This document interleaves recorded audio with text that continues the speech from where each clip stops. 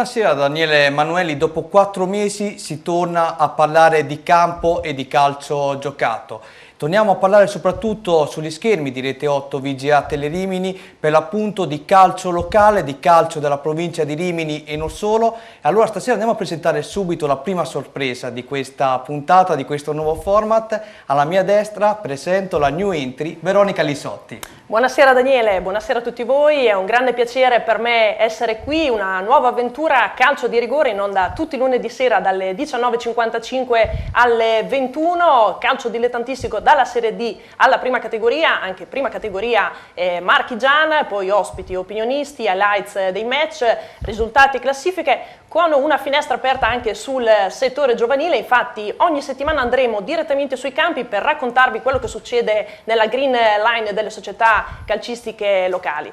Altra importante news per quanto riguarda quest'anno, la collaborazione importantissima con la testata giornalistica multimediale Romagna Sport che ci accompagnerà in questo nostro cammino. E perfetto, dopo un inizio così ti puoi anche fermare per respirare un attimo. Allora andiamo a presentare subito gli ospiti di questa sera, tra poco vi ricorderemo anche i numeri per interagire con noi tramite SMS e WhatsApp. Andiamo a presentare alla mia sinistra l'opinionista vulcanico e focoso Renzo Baldisserri. Buonasera a tutti. Ci spostiamo in posizione centrale, andiamo a salutare il vice allenatore del Cattolica Giampiero Ciriaco. Buonasera. Poi poco più là, in direzione sinistra, sempre il direttore sportivo del Gatteo. Buonasera a Giuseppe Comuniello. Buonasera a voi.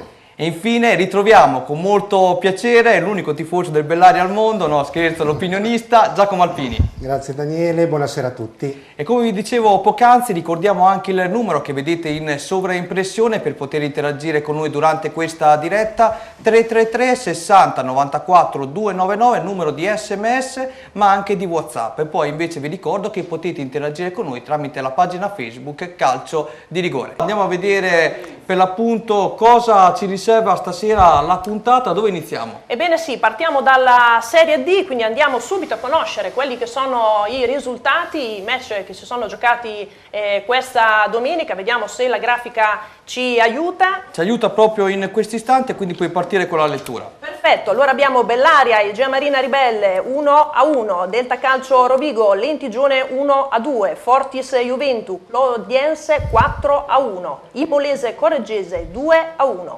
Mezzolara Alto Vicentino 0-1, Ravenna Legnano Salus 2-1, San Maurese Romagna Centro 1-3, San Marino Virtus Castelfranco 2-1, Arzignano Chiampo Parma 0-1 e Villafranca Veronese Forlì 1-5.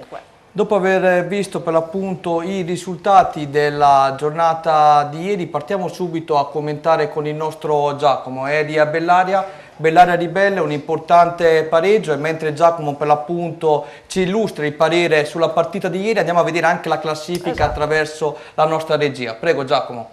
Sì, il campionato finalmente è partito con un derby inaspettato, anche perché dalla parte del Ribelle, come ben sapete, ci sono molti ex bellariesi, quindi ha messo subito anche del pathos all'inizio di questo campionato. È stata una partita molto combattuta, non con molte emozioni, però veramente le due squadre non si sono risparmiate. Il Bellaria è riuscito a ingabbiare la Ribelle, che sicuramente ha un organico più importante visto il mercato che ha fatto, ha preso veramente dei giocatori di importanza notevole per la categoria.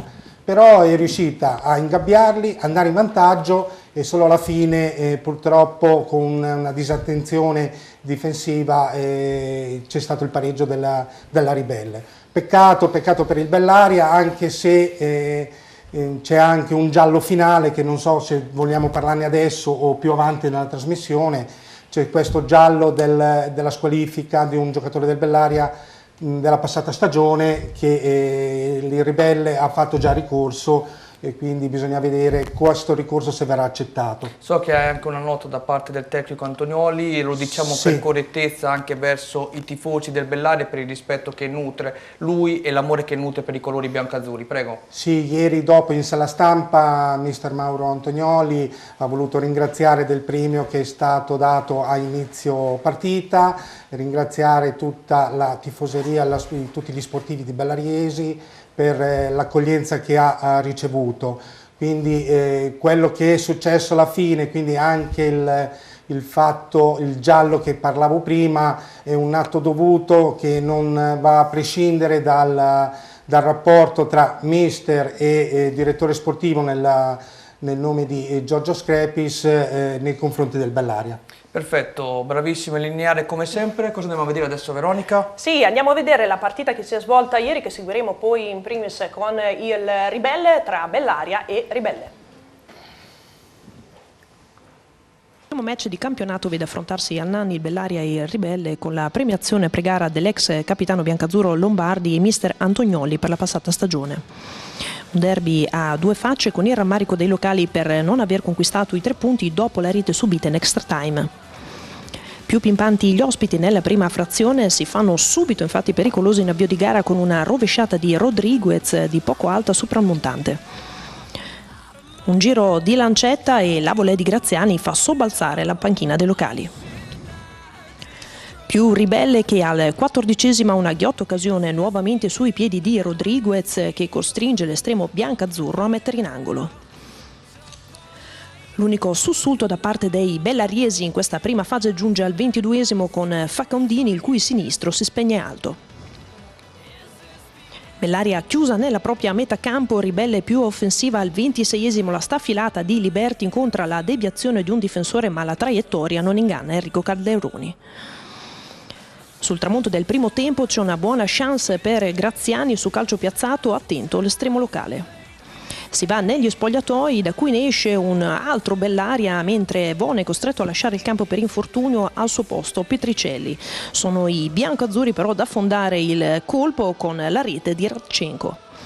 Bellaria 1, Ribelle 0. Ospiti tramortiti al quarto dei Ori, ruba palla a centrocampo da questi a Graziani, l'uno bianco-nero chiude la saracinesca. All'8° si parla ancora di Bellaria tra Gagliardi, Cataldi, nuovamente Gagliardi, l'intervento provvidenziale di Enrico Calderoni con i piedi. Ribelle che si scuota al 15° alla conclusione di Rodriguez e a fil di palo. La mole di occasioni non si affievolisce, al 18° Gagliardi alza di un nulla la mira. Il finale nelle mani del Ribelle, che prima si fa pericolosa con la rovesciata di Graziani, poi al 44° la sponda di Bernacci per Graziani vede l'anticipo di Calderoni. Si attende solo il triplice fischio dell'arbitro, ma sul rinvio corto di Enrico Calderoni è lesto Rodriguez a tentare il lob, la palla si stampa contro il legno, Bernacci di testa anticipa tutti e con un sombrero regala il primo punto della stagione ai suoi. Termina così con il risultato di Bellaria 1, Ribelle 1.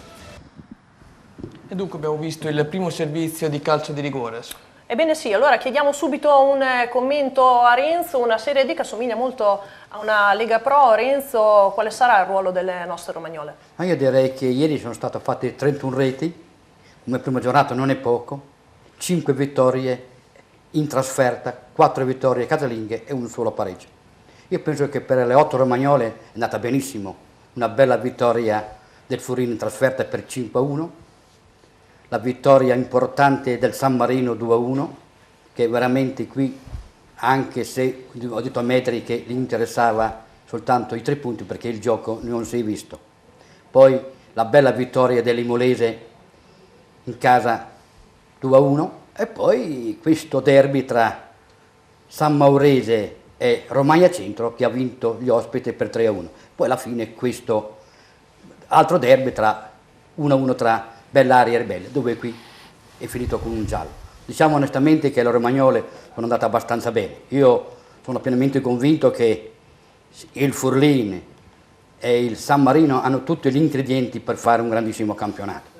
Vediamo il Furlin c'è davanti un tridente d'attacco da Serie C, Olcese, Baldazzi, Buonacunto, Sono giocatori che veramente, come tutti sappiamo, il San Marino pensava di essere ripescata.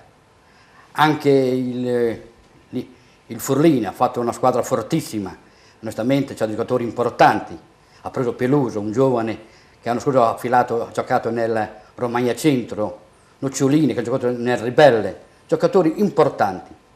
Diciamo che l'unica cosa che forse li vedo un po' sottotono è questo giovane Bellaria che è questo, diciamo, matricola San Maurese. Diciamo che per loro due sarà difficile, ma penso che onestamente per il Forlì e per il San Marino dovranno veramente lottare fino in fondo per dar fastidio a questo Parma che secondo me è una squadra da battere. Sappiamo tutti che Parma addirittura ha fatto 9.000 abbonati, non è poco, però onestamente penso che il Parma sia la favorita. L'unica rammarico, diciamo, è la sorpresa della domenica è stata la sconfitta del Del Rovigo in casa. Ok, sei stato preciso, sono arrivati già tantissimi messaggi di riferimento proprio ai due ospiti di questa sera, ma Veronica, seguiamo la scaletta, li seguiremo dopo. Prego la regia intanto di preparare anche le interviste inerenti al dopo match. Ci sono dei messaggi di lamentela per quanto riguarda Valle Savia, dopo li leggeremo perché sono un attimino pesanti e sono da interpretare. Prego. Ci sta. Volevo chiedere a Giacomo il ruolo appunto delle romagnole, qual è stato il risultato che ti ha stupito di più? Concordo con quello che ha detto Renzo per quanto riguarda le favorite romagnole, cioè il Forlì e il San Marino. Non tralascerei anche il Ravenna che è andato a vincere ieri, essendo una matricola e quindi una vittoria veramente importante. Per le altre io presumo che effettivamente San Maurese e Bellaria si dovranno giocare per la salvezza, però speriamo che una delle due, visto anche la mia fede calcistica, magari il Bellaria ripeta quello della cavalcata dell'anno scorso, però la vedo molto difficile in questo momento. Ti lancio un messaggio, questo si può leggere, che non è scritto senza particolare, diciamo, termini particolari. Com'è possibile, Giacomo, che nessuno dei Bellaria si sia accorto della squalifica di Foschi? Bella domanda, me lo sono domandato pure io effettivamente, a me è parso molto strano e non riesco a trovarne una motivazione, qualcosa che non saprei veramente. Le domande me ne sono poste ieri quando ho saputo del fatto e non ho trovato risposte chiedendo alla società. È un peccato perché già l'anno scorso siamo caduti in un caso analogo con Camarà, anche se molto più pesante, però ricadere in questi errori e buttare via un punto prezioso che, come dicevo prima, per il Bellaria che lotta per la salvezza è importantissimo, è un vero peccato. Allora, dopo aver sentito proprio il tuo commento, andiamo a vedere le interviste dopo gara tra Bellaria e Ribelle. Ma sì, c'è tanto dispiacere, c'è tanto dolore anche perché venivamo da un periodo che abbiamo dei giocatori non tutti al 100%, ma lo spirito di squadra, la voglia, l'aiuto reciproco ci aveva fatto fare una grande partita e meritavamo la grande di vincere. Un gol del genere certamente, essendo una squadra giovane, può ripercuotersi, però mi auguro che da martedì dimentichiamo tutto e si riparte. Certo che la vittoria l'avevamo ampiamente meritata. Ma l'autocritica ci sta. Per me è meritato, però ripeto, sapevamo che era una partita difficile, abbiamo subito iniziato bene con 2 occasioni in 5 minuti, sapevamo che dovevamo cercare di sbloccarla subito, non sbloccandola, il loro modo di giocare tutti chiusi per ripartire in contropiede, poteva crearci dei problemi come avevamo visto in precampionato. Sicuramente non siamo al meglio della condizione fisica e quindi questo sicuramente fa sorgere qualche problema in più, però ci teniamo stretto il pareggio. Io credo che alla fine sia stato ampiamente meritato per il gioco fatto. C'è il rammarico nelle parole del vostro tecnico perché si pensava di portare a casa l'intera posta in paio, poi proprio all'ultimo secondo pareggio agguantato da parte degli avversari. Allora cosa vi siete detti negli spogliatoi anche per spiegare questa vittoria sfumata? Ma innanzitutto siamo contenti della prestazione, anche perché abbiamo giocato contro una squadra molto forte, molto attrezzata. Noi siamo una squadra giovane e da queste situazioni possiamo solo che migliorare. Con Marco Bernacci, che gol, scherzando, ridendo, però ci è creduto, l'è buttata dentro proprio all'ultimo secondo quando ormai per voi sembrava una partita designata. Sì, no, beh, sicuramente far gol fa sempre piacere, è un gol che ci porta a un punto. Sicuramente, come ho detto agli altri, sicuramente il Bellaria oggi ci ha dato una lezione di come si gioca a calcio, non bastano le qualità individuali, ci vuole più cattiveria, loro ce l'hanno messa, meritavano sicuramente qualcosina di più, però alla fine noi siamo contenti, abbiamo raggiunto un punto alla fine insperato e quindi adesso ci prendiamo questo punto per cercare di migliorare già dalle prossime partite. Tra poco ci spostiamo su Cattolica e poi sul Gatteo, lo diciamo agli amici a casa che continuano a scriverci. Ovviamente adesso ci concentriamo sul prossimo turno di Serie D, abbiamo sentito un po' le dichiarazioni del dopogara appunto dei protagonisti. Allora, cosa ci riserverà il prossimo turno? Andiamo ad analizzare proprio con il nostro Renzo Baldisseri e con Giacomo, cercando di vedere le sfide più importanti, tralasciando l'argomento Parma perché è già molto menzionato, soprattutto dagli organi nazionali, no? Quindi teniamo il Parma un attimino fuori, andiamo a vedere le altre squadre di questo girone. Prego Veronica.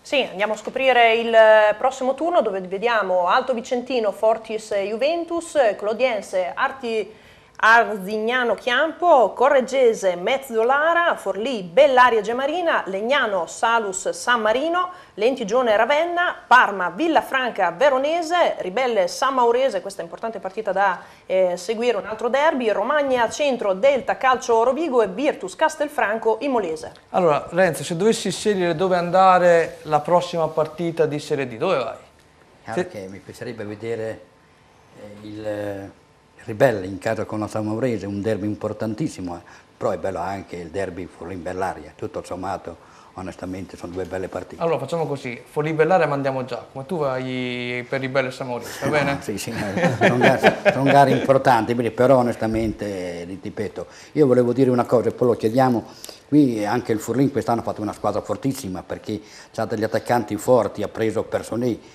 no? Ex Pal, ha preso Pelusa, ex Romagna Centro, Nocciolini, ex Ribelle, diciamo che sia il Forlì e sia il San Marino hanno fatto una squadra per essere molto importante, per essere ripiegati insieme e perciò sono due squadre che secondo me trovano il filo da torcere al Parma.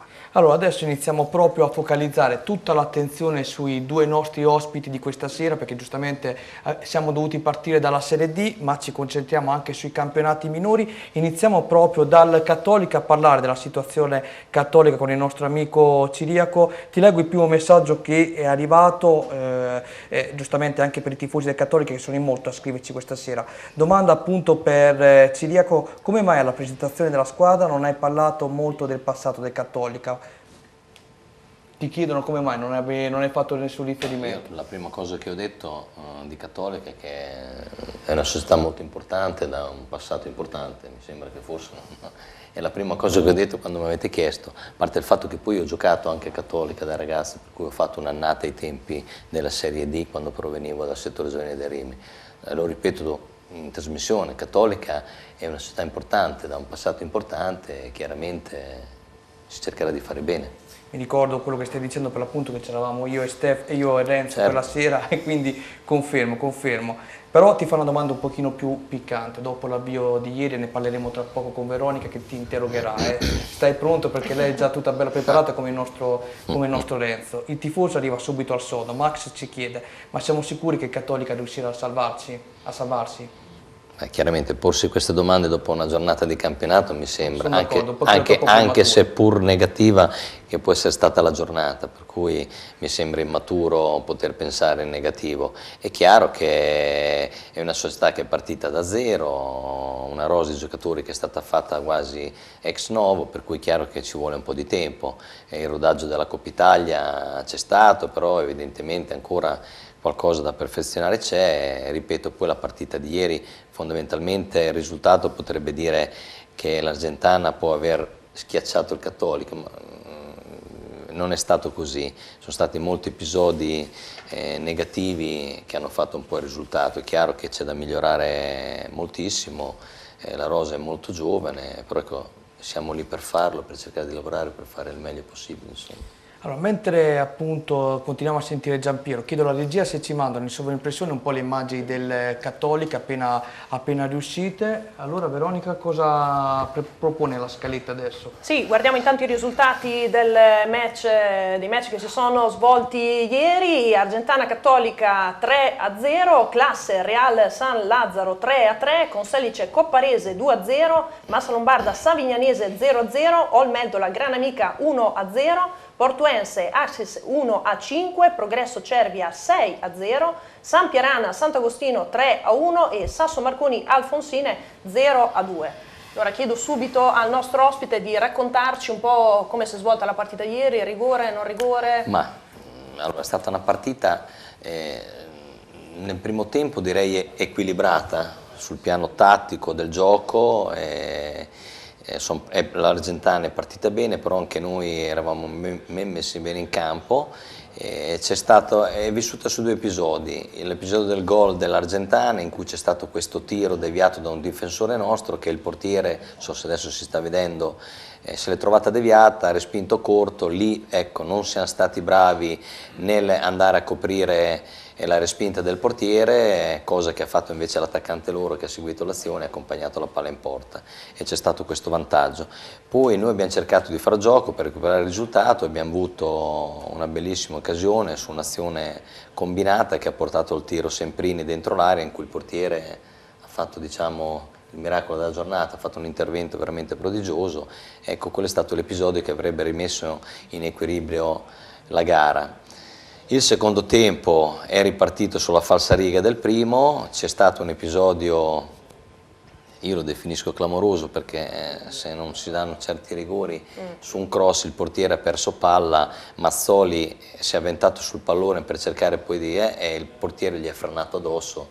C'è stato un rigore evidentissimo, però purtroppo non è stato concesso, ed è lì a poco c'è stata una disattenzione difensiva anche abbastanza grave, che ha portato il secondo gol dell'Argentana. È chiaro che in quel momento lì, anche se mancava ancora una mezz'ora alla fine, abbiamo cercato di riorganizzarci, far gioco, però è chiaro che il 2-0 è stato accusato dalla squadra, e poi sbilanciandoci un po' il terzo gol è venuto poi in un contropiede alla fine. Anche lì, ripeto, disattenzioni, per cui c'è da migliorare molto un po' su tutte le fasi difensiva, fase di impostazione, in attacco, perché è chiaro che Mister Gori durante la settimana prepara veramente sotto il profilo tattico la partita in un modo abbastanza però è chiaro che poi dopo i giocatori in campo sono loro la domenica, devono essere loro i protagonisti. Certo. Qualcosa è mancato, perché il risultato lo dice, però non sarei così tanto pessimista e negativo come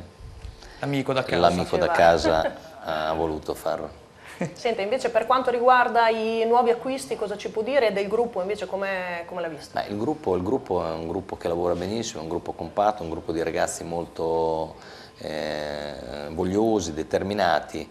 È chiaro che c'è molta gioventù, qualche giocatore si affaccia in questa categoria per la prima volta, e quello che ci deve essere di cercare di creare subito questo amalgama tra questi giovani e questo pacchetto di giocatori, chiamiamoli più anziani, perché uno di 25-26 anni, tipo il Mazzoli della situazione, o il Pieri, che anche lui sono considerati anziani ma fondamentalmente sono giovani come età, forse quello più su di età è Mercuri, sì, capitano. Ecco, questi 4-5 giocatori è chiaro che devono essere quelli che trasmettono in questo momento che è partito il campionato, portarsi dietro questi giovani per far capire subito, velocemente, che è un campionato difficile, un campionato dove ogni partita bisogna affrontarla proprio, come si dice, con il coltello tra i denti, con molta determinazione, con molta grinta, perché questa è una categoria che richiede soprattutto queste caratteristiche qua, per cui prima questi ragazzi assimilano questa cosa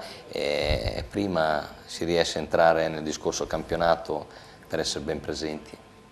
Si parlava durante la presentazione degli obiettivi del Cattolica di quest'anno, anche il Presidente ha ribadito: è importante divertirsi, salvarsi e poi vediamo. Certo che divertirsi sì, è chiaro che è importante, il bel gioco è sempre piacevole vederlo, soprattutto per chi lo vede da fuori dalla tribuna, per il tifoso. Chiaro che è un campionato difficile, per cui io mi sento di dire che che è una società nuova in cui si sta riorganizzando, sta un po' costruendo qualcosa in prospettiva, visto che c'è un programma triennale in atto, e, ripeto, bisogna cercare di lavorare e di iniziare a far bene subito, ecco. Per cui penso che la prima cosa a cui si deve pensare è di cercare di mantenere la categoria, chiaramente. Poi se lo si possa fare con qualche giornata d'anticipo, questo farebbe piacere, però è il campo che dirà un po' tutte queste cose, che parlerà. Comunque, grande tifoseria, so che la campagna abbonamenti sta andando molto bene. Sì, sta procedendo bene, io penso che la società nuova si sia presentata bene, sia seria, ha voglia di fare bene, ripeto, in una piazza importante come Cattolica sarebbe importante creare qualcosa in prospettiva futura. Adesso è chiaro che all'inizio, d'altronde, bisogna dare atto a questi nuovi personaggi di attivarsi, di organizzarsi, di farsi conoscere, per cui però c'è molta volontà, gente seria, per cui aspettiamo insomma, che un po' di partite prima di fare o dare delle sentenze. Insomma. Sì, l'entusiasmo intorno al Cattolica non manca comunque. No. Benissimo. Daniele. Andiamo a vedere appunto con l'aiuto della regia di quale sarà il prossimo turno. Ci aiuta proprio adesso il nostro Stefano Papini, alias Papen, noi lo capiamo. Okay. Quindi... come Jean-Pierre Papin. Bravissimo, bravissimo. Argentana Savignanese, Cervia 1920 Copparese, Conselice Alfonsine, Massa Lombarda Valle Savio, Meldola Real San Lazzaro, Portuense Classe, Progresso Cattolica, San Pierana Granamica e Sasso Marconi San Agostino. Questo è dunque il prossimo turno. Renzo, volevi aggiungere qualcosa? Ma io vorrei dire, in generale, non si è parlato, si è parlato solo del Cattolica, ma bisogna parlare anche in generale di tutto il campionato di eccellenza. Io direi che è un campionato molto elevato, verso il basso, non certamente verso l'alto. Ieri, stando ai risultati, le squadre che secondo me che sono le favorite hanno rispettato ampiamente i loro risultati. Vediamo la vittoria dell'Alfonsini, il difficile campo del Sasso Marconi per 2-0, e veramente l'ha dimostrato, perché ancora nelle sue file ci sono giocatori importanti come Salamone e Innocenti, sono giocatori che fanno la differenza.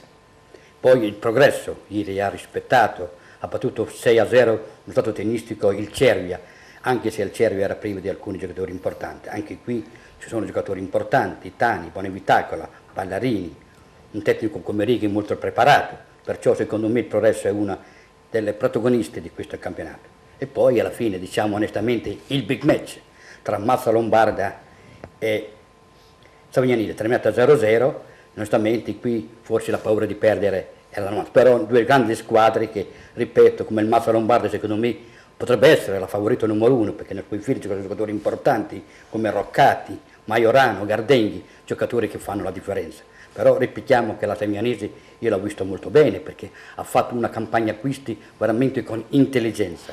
Ha preso dei giocatori importanti, ha preso un difensore come Risi, veramente preparato nel ruolo che dove ci voleva, ha preso un centrocampista come Bessi che veramente fa la differenza, e un attaccante come Angelini. Tutto detto questo, e poi ci sono a fianco giocatori come Farneti, Casadei, attaccanti che secondo me fa un tridente che mette paura, un centrocampo fortissimo, con innesto di Ballerini, poi con Dormi che secondo me con il sinistro può fare quello che vuole, è un centrocampista molto bravo, e poi questo Caroli. Diciamo che queste 4 squadre, vale dire Alfonsine, Progresso, Massa Lombarda e Savignano, sono secondo me le squadre titolate a vincere il campionato. È chiaro che non mancherà la sorpresa potrebbe venire da questa San Pierana che ieri ha battuto la Matricola Sant'Agostino per 3-1. Onestamente io volevo fare una domanda all'amico Cirico. Qui stato si è parlato, anche i dirigenti hanno detto, giustamente già la domanda forse la Veronica mi ha anticipato, vuole salvare la categoria divertendosi e cavarsi qualche discussione. Ci sono i presupposti per poterlo fare? I presupposti per farlo sì, ci sono, non vedo perché non ci siano. Chiaro, ripeto, se uno analizza la prima partita è chiaro che è un risultato negativo che dà un po' di delusione, di amarezza, però per noi che lavoriamo sul campo tutta la settimana, prepariamo, conosciamo i ragazzi, vediamo come si muove la società, io penso che siano situazioni che si possono risolvere. È chiaro che, come hai detto tu bene, è un campionato molto difficile, è un campionato dove ci sono squadre con giocatori importanti per la categoria, ecco, per cui, ripeto, prima riusciamo a capire che ogni partita ha proprio un valore e prima riusciamo a entrare nel discorso campionato. È chiaro che se qualche ragazzo pensa che anche scendendo di categoria, perché magari ha fatto qualche presenza in interregionale, trova facilità in eccellenza, questo non accade. Per cui ecco, il nostro lavoro è quello di cercare di preparare al meglio la settimana la squadra, ripeto, la società seria dietro c'è, per cui le componenti ci sono. È chiaro che poi è il campo che parla e dovremo rispettare queste attese. E poi direi una cosa e poi finiamo, perché c'è da dire che onestamente il Cattolica è una squadra tutta rimessa nuova, perché sono invadierato, sono rimasti soltanto 3-4 elementi della prestazione, vedete Casolla, Mercuri, Mazzoli e poi l'ultimo è arrivato Romagna, il difensore. Esatto. È una squadra che onestamente su 22-23 giocatori nuovi non è facile amalgamare. Ci vuole un po' di tempo. Ci vuole un po' di tempo per amalgamarli, veramente Gori qui l'ha detto l'allenatore in seconda, probabilmente non è facile, però sono convintissimo che alla fine farà un buon campionato. Chiaro che, ripeto, amalgamare questi giocatori tutti nuovi è chiaro che non è facile. Poi ripeto, la società è chiaramente vigile, se si dovesse capire che c'è qualche mancanza o che qualcosa nell'organico che poi il mister Gori metterà in risalto, io penso che la società si renderà disponibile per fare qualche accorgimento, però ripeto, farlo dopo una partita mi sembra un po' prematuro, però ecco, ripeto, sono convinto che la società ci stia dietro e abbia tutta la voglia di poter far bene. Aspetta Renzo, ritorniamo fra 2 minuti perché diamo prima la linea giustamente alla pubblicità. Sì, sto entrando da Oliviero, la città dell'abbigliamento, qui c'è tutto, mi diverto, sto andando forte! Sì, qui ci sono un sacco di scarpe. Furia di girare le consumi. Bella Oliviero, questa roba è bella. Questa è un po' meno Oliviero, questa. Una volta Oliviero era is beautiful, oggi Oliviero è in champion. Oliviero.it, la città dello shopping. Ben ritrovati amiche e amici, oggi siamo qui per presentarvi la ditta Conti Orazio che dal 1975 trasforma la vostra vecchia vasca da bagno in un comodissimo piatto doccia. Come questo, in solo 8 ore, senza intervento di muratore, senza intervento di idraulico, con tantissimi accessori per voi. Chiamateci e io personalmente verrò a casa vostra per un preventivo gratuito, senza impegno. E inoltre potete recuperare il 50% della spesa grazie agli sgravi fiscali. Siamo a Morciano di Romagna, a 5 minuti dall'uscita del casello dell'autostrada di Cattolica, in via Due Ponti numero 28, col nostro showroom. Chiamateci, vi aspettiamo! Da Conti Orazio, grande novità. Personalizza la tua doccia con tutte le immagini che desideri.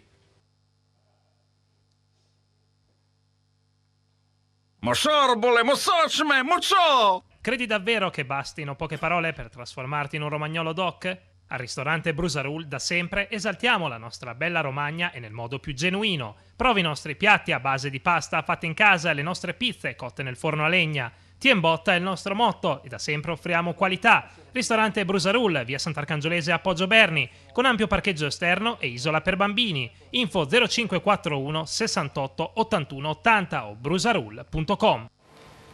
Entriamo dunque in studio, prego Renzo, ti avevo interrotto per dovere di regia. Volevo dire anche che la Savianese ha fatto degli acquisti importanti, ma soprattutto ha fatto anche degli acquisti sui giovani, ha preso dei giocatori importanti come Neri, classe 97, Censoni, classe 96, Pasini, classe 97, sono ragazzi che io li ho visti in Coppa Italia, veramente sono bravissimi. Ripeto, io insieme al Progresso, al Mazzo Lombardo e all'Alfonsini ci metterei anche questa Savianese che veramente sta lavorando, e poi è chiaro che non mancherà la sorpresa, speriamo che sia il Cattolica. Allora, prima di andare a vedere tutte le classifiche e le grafiche, lanciamo il prossimo servizio, andiamo a vedere FIA Riccione Real Miramare. Regia, arriva. Si chiude 1-1 la prima al Nicoletti della Fiariccione, che disputa un ottimo primo tempo ma sprecando troppo. Segna in avvio di ripresa ma poi si chiude troppo e viene punita all'ultimo respiro. Si parte al terzo minuto con Savioli che mette dentro dal fondo, la palla attraversa tutto lo specchio ma nessuno interviene. Risponde il Real Miramare al quinto con Romano, si gira in un attimo e spara di poco fuori dal limite. Facchini all'8° minuto ruba palla e si invola verso la porta, conclusione di punta e Lelli respinge. Un minuto dopo al 9° Mantovani crossa da sinistra, Bizzocchi gira fuori. Al 19° Facchini conclude da fuori, Lelli si rifugia in angolo.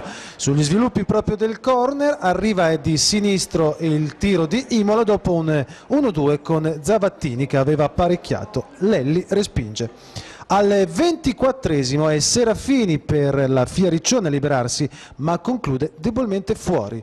Un minuto dopo sempre Serafini protagonista al 25° che apre splendidamente per Savioli che in campo aperto si fa anticipare di un soffio dal portiere Lelli in scivolata. Al 27° clamorosa occasione per la Fiariccione con Facchini che controlla di petto e dall'area piccola, portiere battuto, spara sulla traversa. Ancora risultato fermo sullo 0-0. Al 38° ci prova ancora Facchini su azione di rimessa. Tiene distanza Muratori ma spara proprio sul portiere Lelli. Al 46° occasione d'oro per Valeriani, per gli ospiti che si trova tu per tu con Barbanti dopo uno svarione difensivo ma alza di troppo il pallonetto di testa. Si va così al riposo sullo 0-0. Ripresa che si apre con il vantaggio dei padroni di casa. Corre il 46° minuto con Facchini che deposita in rete un perfetto suggerimento di Imola. Al 54° padroni di casa ancora protagonisti con Imola per Zavattini che da buona posizione cicca la palla e conclude alto. Cresce il forcing degli ospiti, la Fiariccione abbassa il proprio baricentro, al 63° Muratori la piazza bene su punizione ma Barbanti si distende in tuffio e devia. La Fiariccione prova a uscire dalla propria metà campo con Zavattini che al 67° si libera di tacco, rientra sul sinistro ma conclude alto da fuori area. Al 75° punizione penalizzata di Muratori, Bizzocchi per gli ospiti di testa manda a lato di un soffio. Zavattini 2 minuti dopo al 77° entra in angolo da sinistra e conclude di potenza sul primo palo con Lelli che salva. Ma sono ancora in avanti gli ospiti in chiusura al 90° con Romano che impegna Barbanti e solo il prologo del pareggio che arriva in pieno recupero al 93°. La difesa del Fiariccione tarda a respingere una palla, ne approfitta De Martino dopo un sospetto fallo di mano firmando il pari. 1-1 tra Fiariccione e Real Miramare, questo è il risultato finale.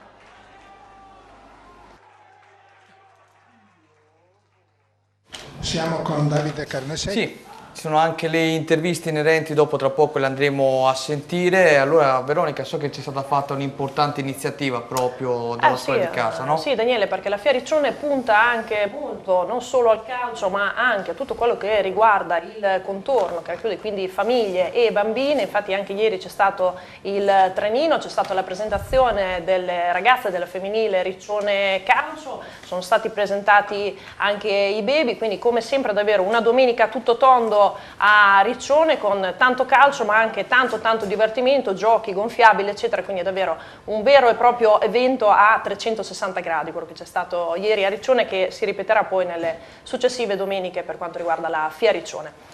Allora adesso direi proprio di andare ad analizzare quello che è successo ieri vedendo tutti i risultati e poi la classifica. La classifica ovviamente non la leggiamo, la facciamo vedere mentre parlano i nostri opinionisti. Prego Veronica. Esatto, Bacchia Tropical Coriano 0-0, Castrocaro Torconca Cattolica 2-1, Calcio del Duca Valle Sabio 0-0, Diegaro San Pietro in Vincoli 1-2, Forni Popoli Calcio Ronta 8-0, Fossio Ghiaia Sant'Ermete si giocherà il 16 alle 20:30, Fiariccione Miramare, appunto abbiamo visto il servizio 1-1, ricordiamo che il Real Miramare partiva da -7 punti con il punto conquistato ieri, quindi -6 punti, Gatteo Russi 0-2, Marignanese Real Dovadola 2-0.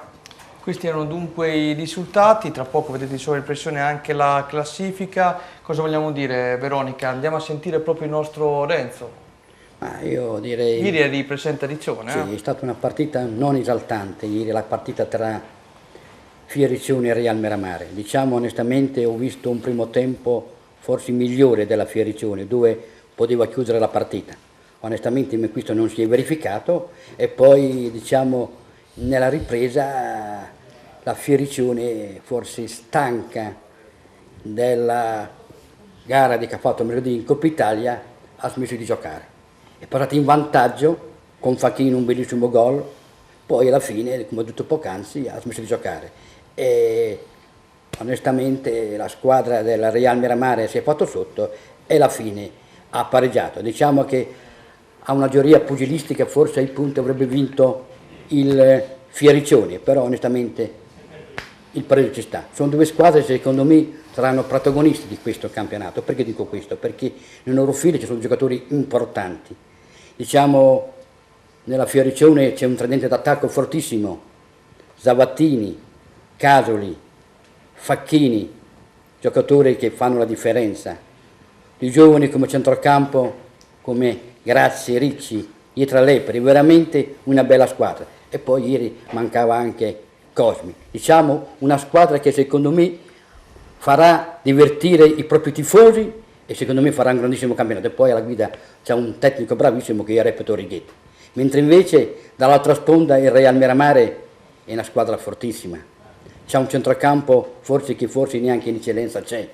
Parlo di Luca Valeriani, Ferrani, ex Valle Savio, Lisi, che reputo uno dei migliori centrocampisti degli ultimi tempi.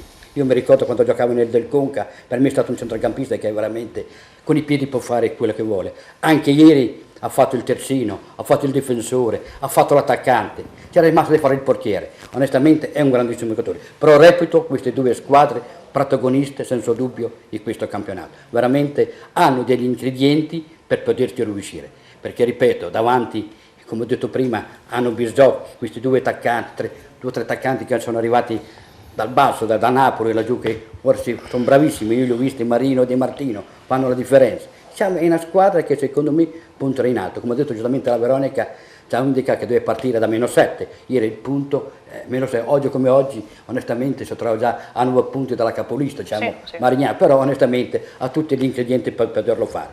Ma poi ci sono altre squadre, voglio dire il San Pietro in Vincoli, il Castrocare, il stesso Valle Savio, diciamo un campionato apertissimo, mentre invece vede un po' in difficoltà, secondo me, questo Sant'Armete è una squadra abbastanza giovane, e anche se davanti c'ha un certo Magnani, un certo Zanini, degli ottimi attaccanti, poi anche il Tropical Coriano, una squadra forte, direttamente davanti c'ha giocatori come Vetaioli, Fratti, anche ieri se non vado errato il Tropical Coriano ha avuto l'occasione per poter far su la partita attentato contro il Bacchia, dove Fratti ha aperto un calcio di rigore, e poi questa matricola Gatteo che veramente sarà la sorpresa di questo campionato. Anche ieri si è uscito sconfitto contro un Russi che secondo me sarà una certamente favorita di questo campionato, e poi la Marignanese. E tra poco voglio sentire proprio Comuniello, però acceleriamo un po' i tempi perché proprio voglio dedicare dopo la massima attenzione anche al Gatteo.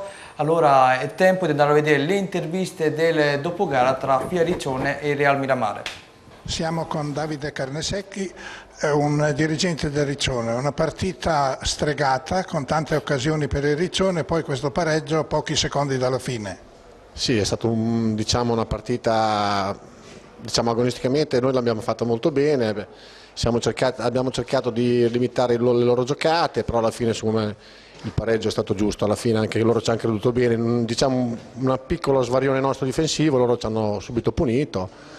Insomma, merito loro che ci ha creduto sino alla fine, il pareggio lo meritavano secondo me.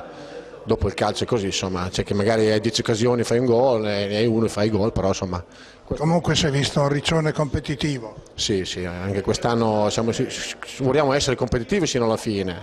Speriamo di continuare così, adesso ci stiamo inquadrando anche abbastanza bene, insomma, oggi abbiamo dimostrato di essere all'altezza della situazione. Speriamo di continuare, insomma. Raul Ciaroni, allenatore del Miramare, un Miramare che ha giocato molto bene, un pareggio proprio a pochi secondi dalla fine, però direi che è un pareggio meritato. Grazie per i complimenti. Abbiamo provato a giocare, chiaramente avevamo di fronte una squadra che punta al successo finale, quindi noi abbiamo provato a fare il nostro gioco, abbiamo peccato in alcune situazioni, siamo riusciti a pareggiare proprio allo scadere, e diciamo che è un po' quello che è successo in Coppa a parti invertite, insomma, ecco. Dispiace, però ci sta anche nel gioco del calcio, è questo. Abbiamo visto un buon centrocampo del Miramare opposto alla velocità del Riccione. Sì, il nostro gioco è questo. Io penso che con un centrocampo con Altin, Lisi, per intenderci, Valeriani e Ferrani, bisogna giocare palla. Il Riccione è un altro tipo di gioco e ha sfruttato il proprio tipo di giocatore e quindi hanno cercato di metterci in difficoltà con tagli, con palle lunghe a scavalcare la nostra difesa. Ci sono riusciti in qualche occasione, in altre occasioni ci è andata bene, grazie anche all'ottimo lavoro di Lelli, è un sostituto di Ermiti molto valido. Dopo aver visto per l'appunto Fioriccione contro Real Miramare, è giusto sentire Giuseppe Comuniello per quanto riguarda il Gatteo.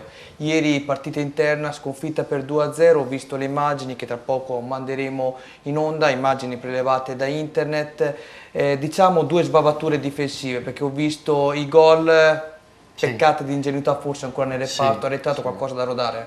Sì, noi siamo una squadra di 8 undicesimi quasi tutta nuova e la difesa ieri appunto, come hai detto tu, era nuova, a parte un centrale del Bono, gli altri erano tutti nuovi e abbiamo visto che c'è da lavorare lì per il mister. Vediamo proprio le immagini, Giuseppe, dei due gol. Ringraziamo anche, abbiamo scritto in sovraimpressione prelevate per l'appunto da YouTube, c'era un vostro supporter che ieri ha voluto appunto riprendere, lo ringraziamo per la disponibilità. Ecco, questa è proprio l'immagine del primo gol, si apre la difesa, qui c'è anche un rimpallo vittorioso per quanto riguarda l'avversario, batti e ribatti in area di rigore, qui la vediamo proprio al rallentatore un po', è tiro, il pallone che arriva lì, tiro che poi colpisce anche la traversa e si insacca. Questo è il vantaggio del Russi.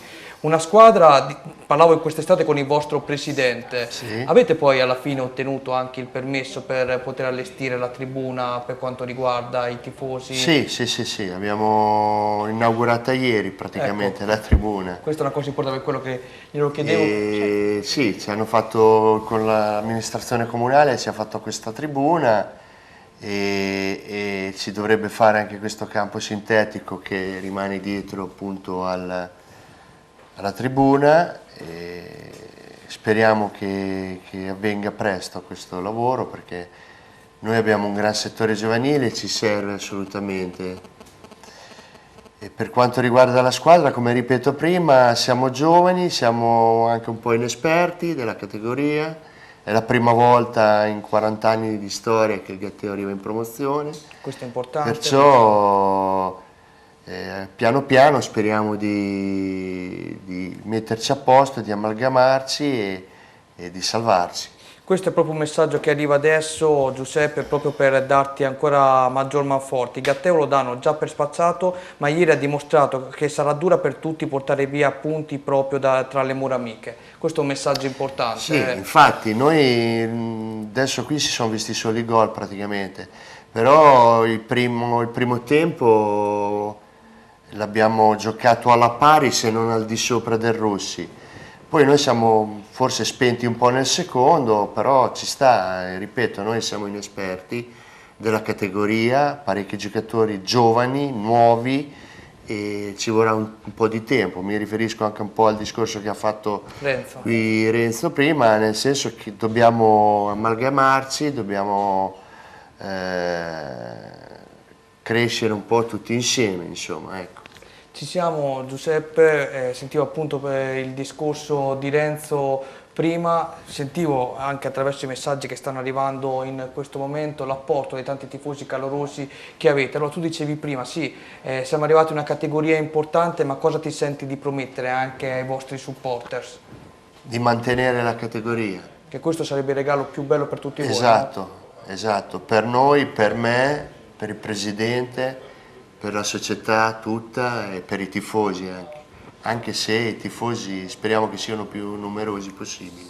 Prego, Renzo. Io vorrei fare una domanda al altro sportivo del Gatteo riguardando il campionato.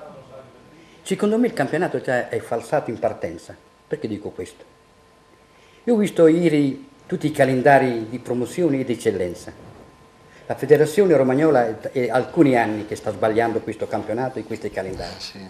Io ieri guardando i gironi ho guardato tutte le squadre che giocano in casa, su 4 gare ce n'hanno 3 in casa. È una cosa vergognosa, dispiace anche per voi, ma è fortunato le squadre che giocano in casa. Vorrei dire il Real Miramare, scusate, la Fioriccione, lo stesso Gatteo, lo stesso Marignano, lo stesso Bacchia, tutte quelle squadre che ieri hanno giocato in casa, su 4 partite c'erano 3 tra le mura amiche. È una cosa vergognosa, una cosa che veramente... E invece tutte quelle che hanno giocato in trasferta c'hanno 3 fuori casa e solo 1 in casa. È vero che nel ritorno c'hanno 3 in casa, però dal campionato secondo me è falsato in partenza. Così vale anche per l'eccellenza. Il Cattolica dopo una sconfitta 3-0 d'Argentana ritorna fuori casa di nuovo a Bologna contro il Progresso. Con quale stato d'animo andrà a Bologna? Rischiando di perdere di nuovo? Mi auguro di no. Se invece giocavi in casa tra le mura amiche, dopo una sconfitta, pubblico che fa morale, ecco, è tutto un altro spirito. Onestamente dispiace, come il Cattolica, mi auguro di no, forse con queste 2 trasferte consecutive a partire da 0 punti, 2 sconfitte consecutive, così altre squadre, mi auguro di no, però onestamente la federazione fa di tutto per falsare questo campionato. Questa è una cosa vergognosa. Lasciatemi dire, non si può permettere che 4 squadre che giocano in casa sono 4 squadre, 3 tra le mura amiche e quello fuori casa 3 in trasferta. È una cosa vergognosa, così vale anche per l'eccellenza. Io non ho capito perché ancora la federazione continua a fare questi errori. La sua risposta è d'accordo? No, infatti sì, anche noi, ripeto, è il primo anno che capitiamo in promozione, è il primo anno che ci capita questa cosa qui, perché dalla prima slittiamo alla terza, poi c'è la terza, la quarta, come ha detto Renzo, abbiamo la terza in casa, la quarta fuori, poi ancora in casa. E non so, infatti non ce lo siamo spiegati neanche noi, in effetti un po' di problematiche le ha, anche perché poi queste partite addirittura le vai a recuperare turni infrasettimanali, che sappiamo tutti, insomma, giocare alla sera non è che... sia il massimo. Esatto, a parte Allora, quello, poi dai, lavoriamo tutti, facciamo anche fatica. Rimaniamo proprio su questo campionato, andiamo a vedere proprio con l'aiuto del nostro Stefano Papini, alias Papenni, il prossimo turno. Ecco, è già pronto, prego Veronica. Sì, con le grafiche ricordiamo di Romagna Sport. Allora abbiamo Castrocaro Tropical Coriano, Calcio del Duca Bacchia, Diegaro Torconca Cattolica, Forlimpopoli Calcio San Pietro in Vincoli, Fosso Ghiaia Valle Savio, Fia Riccione Sant'Ermete, il Gatteo che affronterà il Ronta, Marignanese Real Miramare e Real Dovadola Russia. Allora chiedo subito al nostro ospite questo Ronta, che avversario sarà? Non lo so, vediamo. Sicuramente sarà un po' incavolato, come si vuol dire, perché 8 gol sono pesanti. Speriamo di far bene, speriamo di portare a casa i 3 punti, i primi 3 punti della stagione, che per noi sono importanti. Poi dopo magari il Ronta si riprenderà più avanti. E questo è... Io guardavo proprio adesso la classe, diciamo, il girone, sì. Aveva fatto vedere la Veronica Lisotti, su 9 squadre addirittura 7 ancora giocano in casa. È una cosa vergognosa. Ok, l'hai già detto, calmati un attimo, andiamo avanti con la scaletta perché salutiamo, non abbiamo avuto modo di farlo in conferenza stampa lunedì scorso quando abbiamo presentato i nostri prodotti, ma lo salutiamo stasera che ci sta seguendo Riccardo Giannini e proprio con lui abbiamo realizzato un particolare servizio che riguarda, vediamo se sei pronta. Il Pietracuta. Allora andiamo a gustarci proprio il servizio realizzato, le interviste realizzate dal nostro Riccardo Giannini in merito alla squadra rossoblu che rappresenta il valore massimo per quanto riguarda la Valmarecchia. Il servizio. Luca Fregnani, avventura impegnativa, se non altro per la distanza che ti separa da casa. Iniziamo con questa battuta. Sì, beh, la distanza c'è, ma la voglia di venire a Pietracuta era tanta, quindi per me è un divertimento, una passione, quindi appena abbiamo parlato con Sandro, con la dirigenza, ci abbiamo messo molto poco a metterci d'accordo, una chiacchierata e una telefonata e abbiamo trovato un accordo perché i programmi, la voglia, l'organizzazione della società mi hanno portato a fare questa scelta, il sacrificio. Se piace, poi i risultati daranno, speriamo che diano una mano, perché voglio sempre dire anche quelli. Ovviamente una piazza importante, molto prestigiosa, una tifoseria calda, tra le più appassionate delle categorie, diciamo, dilettantistiche, quindi il Pietracuta dovrà partire bene, fare una stagione importante anche per riconquistare quella categoria persa un anno fa. E la piazza è sicuramente importante, forse la più importante o comunque una tra le più importanti di questa prima categoria. Ce ne sono altre come Verrucchio, come Gambettola e altre che adesso non ricordo, come Cattolica. Sicuramente la squadra è stata costruita per far bene e noi cercheremo di fare il meglio possibile. Adesso per il momento domenica abbiamo fatto una buona prestazione che non ci deve illudere, ma sicuramente ci deve dare consapevolezza dei nostri mezzi e la forza per continuare a far bene, per lavorare come stiamo lavorando, che fino adesso abbiamo lavorato abbastanza bene. Daniele Pruccoli, professione terzino, possibilmente a sinistra, sei una delle bandiere del Pietracuta, quest'anno anche la fascia di capitano. Esatto, questo è l'8º anno che sono a Pietracuta, quindi tante responsabilità. Chiaramente ho preso il posto, diciamo, come capitano materialmente in questo momento di possente Andrea, che purtroppo si deve operare perché ha avuto un piccolo problema, e quindi cercheremo di mettere a disposizione della squadra e dei giovani soprattutto l'esperienza per affrontare questo campionato nel miglior modo possibile.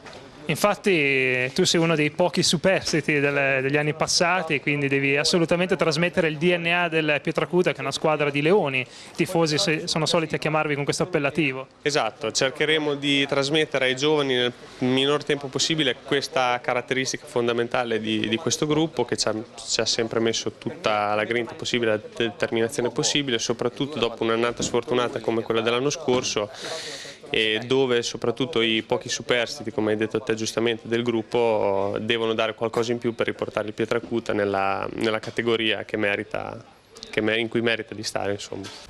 Bravo Riccardo proprio a scovare Pietracuta, elementi importanti. Abbiamo visto il mister che ha portato quest'anno Fragnani, ma anche uno dei giocatori storici come Pruccoli, che sta sostituendo in questo momento il capitano Possenti, che si deve operare. Giacomo, come l'hai trovato il nostro Riccardo Giannini? Informissima. È dimagrito troppo, di la verità. Sì, però lo vedo veramente bene, anzi lo saluto, colgo l'occasione. Ciao Riccardo. Renzo, come l'hai trovato Giannini? In forma? Lui è sempre grande. Sempre grande. Allora, Verona, cosa andiamo a vedere adesso? Sì, andiamo a vedere un attimo il prossimo turno per quanto riguarda la prima categoria. Questa domenica non si è giocata, quindi si inizierà a giocare dalla prossima. Vedete infatti sulla grafica con l'Accademia Rimini Calcio bis Misano, Giovane Cattolica Verrucchio, Igea Marina 3S Saludicese, Miramare Junior San Clemente, Pietracuta Gambettola, San Lorenzo Bagno di Romagna, Villalta Morciano Calcio e Stella 2M. Allora, ti ha messo un'altra classifica il nostro amico Stefano, ma va bene così? Sì, perché adesso poi passiamo subito infatti ecco, alla prima classifica delle Marche, possiamo lasciare anche quella. Infatti ci spostiamo nella prima categoria, girone A marchigiano, anche questa inizierà la prossima domenica, quindi il 13, dove si affronterà l'Avis Montecalvo con il Cucurano, Fermignanese Gabice Gradara che seguiremo con le nostre telecamere, Mercatellese Mondolfo, Lunano Sassoferrato, Ponte Polisportiva Montelabate Pisaurum, Sant'Orso Cagliese, Urbino Pieve Vadese e Villa San Martino Cantiano Calcio. E qui avremo modo anche di seguire Gabice Gradara. Ebbene sì. Gradara, ovvero ricordiamo tu che la rappresenti al massimo come ufficio stampa, no? Quindi complimenti ancora anche a te. Come sta andando la prima puntata? Sei rilassata? Sta andando molto bene, penso che dopo dovevo prendere un Valium prima, ma a questo punto non lo prendo più, per cui direi che sta andando alla grande. La cosa più importante, lo diciamo al pubblico a casa, soprattutto al pubblico di Sportà, perché ha imparato a conoscermi, sei stata presa perché sei milanista, questo lo diciamo su. E qui già,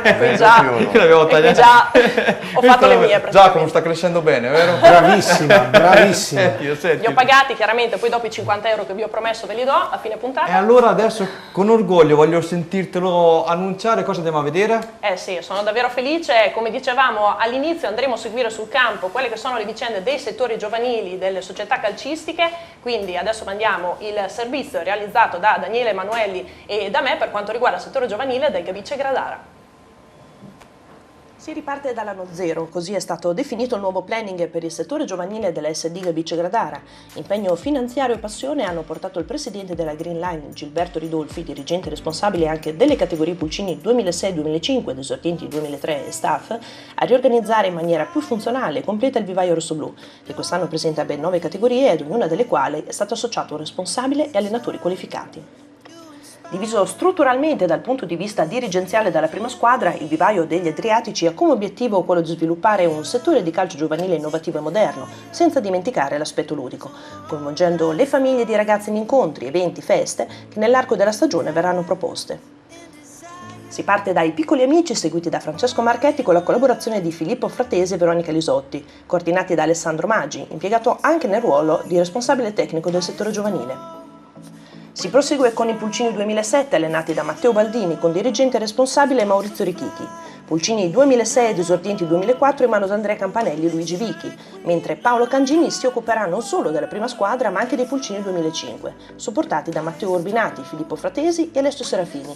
Quest'ultimo ne gestirà anche l'aspetto tecnico-tattico. A Daniele Grassetti vanno gli esordienti 2003 ed i giovanissimi in collaborazione con Nicola Pennacchini, anche fisioterapista della prima squadra, mentre la categoria allievi verrà diretta da Alessandro Maggi con dirigente responsabile Mauro Tardini, mentre la juniore seguirà le direttive di Gabriele Maggi in collaborazione con Marco Nesi. Preparatore dei portieri Alessandro Andreoni, mentre una gradita riconferma è quella del mentalist coach Patrizio Zepponi che quest'anno coordinerà il parco allenatori. Figure di riferimento per le relazioni con il pubblico Nanno Arduini, parte amministrativa Maurizio Richichi, responsabile della struttura Sandro Battazza, mentre addetto alla comunicazione con le società affiliate Claudio Marcolini. Gli allenamenti si svolgono presso la Polisportiva di Gabice Mare nei campi 1, 2, 3 e di calciotto, mentre per quanto riguarda le categorie 2008, 2009 e 2010 da novembre a marzo si sposteranno in palestra. Intanto sono aperte le iscrizioni lunedì, mercoledì e venerdì dalle ore 18 alle ore 19.30 presso la sede in via Aldo Moro, oppure è possibile avere maggiori informazioni contattando il numero 0541 951582 o inviando una mail all'indirizzo asdgabicegradara@yahoo.it. Entriamo in studio, preparatevi. Ti è piaciuto il servizio? Bellissimo, stupendo, promosso? Meraviglioso, bravo Daniele, Promosso, bravo. E bravi tutti i bambini che partecipano al settore giovanile. Brava. Allora, ricordiamo, scusateci se abbiamo sbagliato qualcosa questa sera, mi faceva presente anche prima che ho letto male un nome di una squadra. Chiedo scusa, è la prima volta che presentiamo un programma di calcio locale, bravissima soprattutto tu Veronica. Io poi. Bravissima tu Veronica, e dopo 4 anni che presento un programma stasera ero molto emozionato, dico la verità. E non eri l'unico. Ringraziamento a te in primis, grazie a Veronica Grazie a te, Lisotti. Daniele. Passiamo a salutare i nostri ospiti di questa sera, quindi iniziamo dall'opinionista Renzo Baldisseri. Grazie ancora Renzo. Buonasera a tutti, arrivederci a lunedì. Ci verrà a trovare anche con i Rimini, di la verità. Penso di sì. Salutiamo Giampiero Ciriaco, vice allenatore del Cattolica. Grazie Giampiero. Grazie a voi. Salutiamo il direttore sportivo del Gatteo Giuseppe Comuniello. Grazie, buonasera a tutti. E speriamo di salvarci, direttore, detto in napoletano. Speriamo, mi raccomando. E Giacomo Alpini per ultimo, grazie al nostro opinionista Giacomo. Grazie a voi e ciao a tutti. Tu sei stato tesserato regolarmente, sei come Foschi, no? Allora, lo volevamo dire. Grazie ancora, rimanete con noi perché tra poco ci sarà il debutto della nuova stagione di Sport Up. Grazie ancora. Grazie a tutti voi che ci avete seguito, ricordiamo la pagina Facebook Calcio di Rigore e Sport Up, vi lasciamo dunque a Sport Up. Grazie ancora per essere stati con noi. Siamo a Campiano di Talamello, nel cuore della Valmarecchia, dove facciamo visita ad una delle più rinomate aziende di produzione della piadina romagnola. Grande qualità e tradizione sono la base del lavoro di Giancarlo Fabbri, che ha iniziato le sue attività negli anni 60. Siccome noi da tanti anni, da 38 anni, lavoriamo nel campo dell'arte bianca, facciamo impastatrici, stendipista, tutto ciò che serve per lavorare la farina, e un bel giorno abbiamo deciso di fare un macchinario per fare la cottura della piadina. A questo punto il macchinario ha funzionato, abbiamo brevettato quasi in tutto il mondo, però per farlo vedere avremmo tutte le volte dovuto accendere il macchinario, diventava un problema. A questo punto ho preferito fare un laboratorio pilota per far vedere come andrebbe fatto un laboratorio, in più l'ho fatto lavorare. A questo punto quando il cliente viene automaticamente le macchine sono sempre accese e in poco tempo riesco a fargli vedere il funzionamento di tutto il sistema. Ci siamo spostati, qui che cosa succede? Qui è la zona impasto, questa è la zona impasto, qui abbiamo di sotto abbiamo i silos delle farine, il tutto viene su tramite delle tubazioni, viene in questa bilancia qui fa il peso che noi desideriamo. Poi la farina viene vuotata in questa impastatrice insieme allo strutto o insieme all'olio, secondo il tipo di piatti che facciamo, sale, lievito, tutto ciò che necessita. Una volta fatto l'impasto viene vuotata automaticamente in quella tramoggia